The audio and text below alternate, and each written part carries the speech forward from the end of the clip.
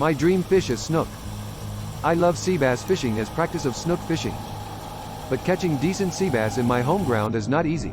Occasionally I do tiny luring for Duvenile sea bass. Not exciting, but so much fun and kinda relaxing. However, accidentally I hurt this Duvenile so bad. It looks horrible. Lip was torn and twisted. It looks broken. I decided to take care of this fellow.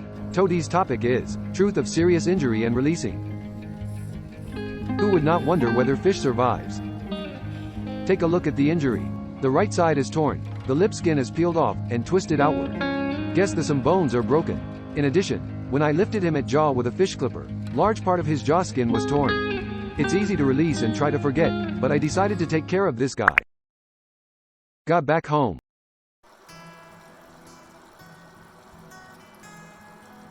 Take close look. The right lip is twisted and curled up. I wonder if bacteria will cause sick and kill him. The wound will cause necrosis? How will his mouth be then? Anyway, I need to prepare the water. I caught him in fresh water area. Sea bass is brackish fish. I decided to turn water into seawater. I hear that freshwater breeding is difficult, and brackish water breeding is difficult to have proper bacteria that purify water. Next day. Good. Looks not too bad, at least not worse. Changing the water little by little in the morning and at night. This process seems not easy for him. It may kill him. Day 2.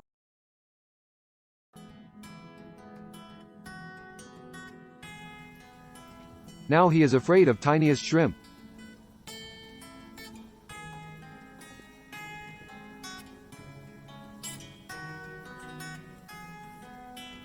Added minnow as food. He might eat it. Looks fine for now.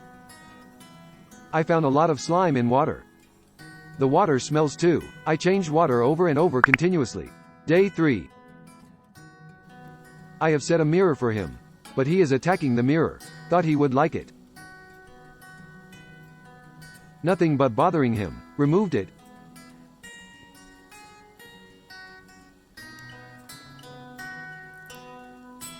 He hasn't eaten anything. I moved killifish out of the tank. Left only one. I believe less number is better in this case. It is difficult to tell whether getting better or worse. The wound turned to red.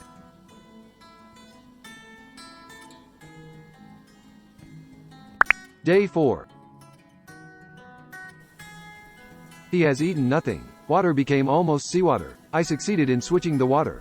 I'm glad that the inflammation isn't getting worse. He is not active, probably because of an injury. He looks really weak and nervous. I had no idea if he can make it. Day 5. Killifish became aggressive. Killifish started pecking seabass. Seabass looked scared. Occasionally, he crazily open and close his mouth at a tremendous speed. It looks as if he is suffering from pain. I put away the killifish. Thought being pecked might be lethal even if killifish is tiny. Day 6. He scratches himself to tank walls. No wonder it itches. When it was a lot, I felt it about once every 30 seconds. Occasionally yawns. Is it because he is desperate to move the lips, or is it because of some other reasons? The flipped lips looks getting better. Will he grow weak gradually? Day 7. I thought mouth would be necrotic, but the inflammation seemed to be getting better. He started to move mouth. Just in case, I returned the killifish. I'm worried that he is getting thinner. Day 8. The killifish were gone. It seems that the sea bass ate. Impressed. Why don't we add one more to make sure?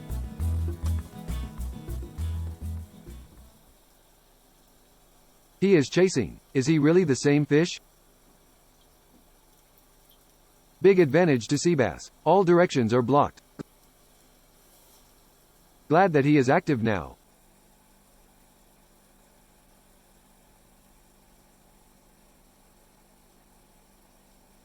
And ate it. It's amazing that after the serious injury he ate food just after a week.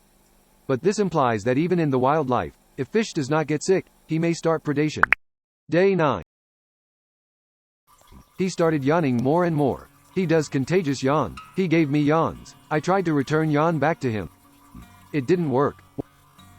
One way Achman off course. He started to eat food a lot, and I was working in front of him watching all day long. Day 10. He eats minnow rapidly. The injury is almost recovering. It's red because of inflammation. Now he is not afraid of me. Even if I approached, he didn't seem to run away but come closer.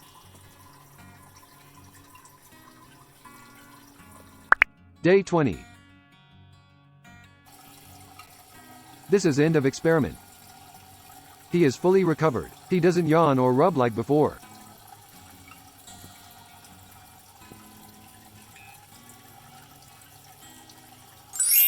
Result: Duvenile seabass began to eat in a week, even if it was seriously injured his mouth.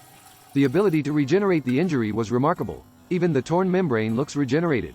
Mouth generally recovered its function. I thought some bones broke but seems to be fine now. Breeding in an environment close to aseptic might be the key factor though.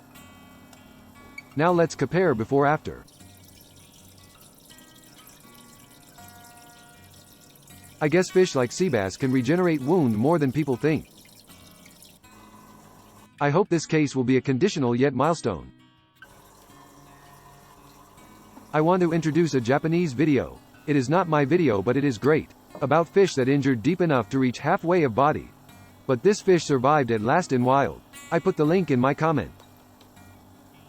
As I breed fish in my tank, I started to think human skin contact can damage fish a lot. Onisai had fish like sheep's head. I touched him a lot when I caught him. He ended up with skin infection. I would be grateful if you could comment on your experiences with the release.